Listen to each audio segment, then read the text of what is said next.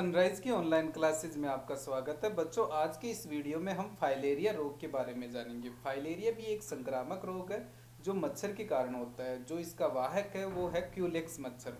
Filaria रोग को अक्सर हाथ या पैर बहुत ज़्यादा सूज जाते हैं, इसलिए इसे हाथी पांव भी कहा जाता है। पर फाइलेरिया रोग से पीड़ित हर व्यक्ति के हाथ पैर नहीं सूजते हैं। यह बीमारी पूर्वी भारत, मालाबार और महाराष्ट्र के पूर्वी इलाकों में बहुत अधिक फैली है। यह एक कृमि वाली बीमारी है। यह कृमि लसिका तंत्र की नलियों में होते हैं और उन्हें बंद कर देते हैं। क्यूलेक्स मच्छर के काटने से बहुत छोटे आकार के कृमि शरीर में प्रवेश कर जाते हैं।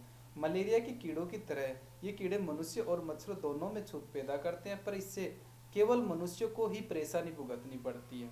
मल नालियों और गड्ढों का गंदा पानी क्यूलेक्स मच्छर के लिए मददगार होता है। इस मच्छर की पहचान है कि इसका पेट का कुबड़ और इसकी गूंज। इस मच्छर के लार्वे पानी में टेढ़े होकर तैरते हैं। क्यूलेक्स मच्छर जब किसी व्यक्ति को काटता है तो वो फाइलेरिया के छोटे कृमि के लार्वे को अंदर पहुंचा देता है।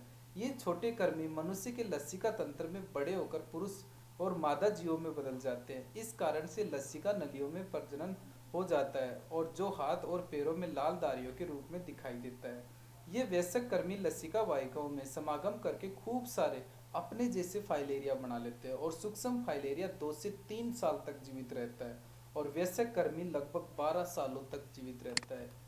तो इस तरह हम फाइलेरिया से ग्रसित हो जाते हैं। चलिए अब देखते हैं इसके लक्षण। फाइलेरिया की छूत के बाद सूजन की बीमारी अलग अलग समय के अंतराल पर होती है। यह ध्यान रखना भी महत्वपूर्ण है कि किन्हीं लोगों में इस बीमारी की जिंदगी सामने नहीं आती, यानी इस बीमारी के लक्षण पूरी जिंदगी में सामने नहीं आते कुछ लोगों में।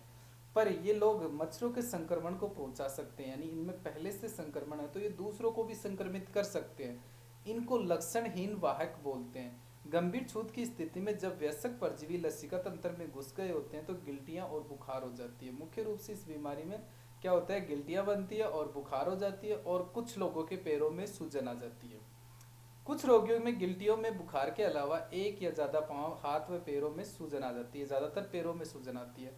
अक्सर पैरों व हाथों की लसिका वाहिकाएं लाल होती है और उनमें दर्द भी होता है और नलिकाएं बंद होने के कारण ही वहां पर क्या हो जाता है, ब्लड इकट्ठा हो जाता है और सूजन बढ़ जाती है। ऐसी स्थिति में केवल द्रव ही होता है। अगली अवस्था में वसा जम जाने के कारण सौंफ कड़ा हो जाता है। एक बार यह बदलाव आ जाए तो ये फिर ठीक नहीं होता है। चलिए अब देखते हैं इसका इलाज।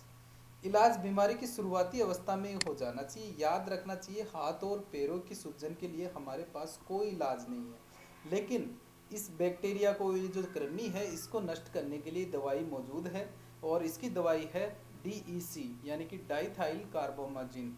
फाइलेरिया की एक दवा है जो 2 हफ्तों तक दी जानी चाहिए। इस दवा के जो साइड इफेक्ट है वो है जैसे सर में दर्द होना, मितली होना, उल्टी होना, ये प्रतिक्रिया हो सकती है और कुछ कुछ पेशेंट में एलर्जी भी हो सकती है, लेकिन ये दवा देनी जरूरी होती है। इस बीमारी के कर्मी कई वाहक इलाज के लिए नहीं पहुंचती है, इसलिए संक्रमण ग्रस्त इलाकों में सभी की जांच जरूरी हो जाती है।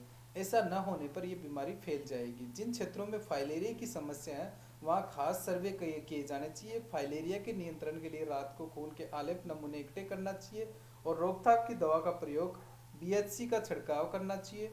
और अगर किसी क्षेत्र में ये बीमारी ज़्यादा फैली है तो नमक में ये दवाई मिलाकर ठीक होती है, मतलब नमक में ये दवाई मिलाकर देनी चाहिए और सुरक्षित करना चाहिए कि फाइलेरिया का कृमि मारा गया हो। इस तरह इस बीमारी से हम बच सकते हैं। वीडियो अच्छा लगा तो इसे लाइक कीजिए और शेयर कीजिए। Thank you.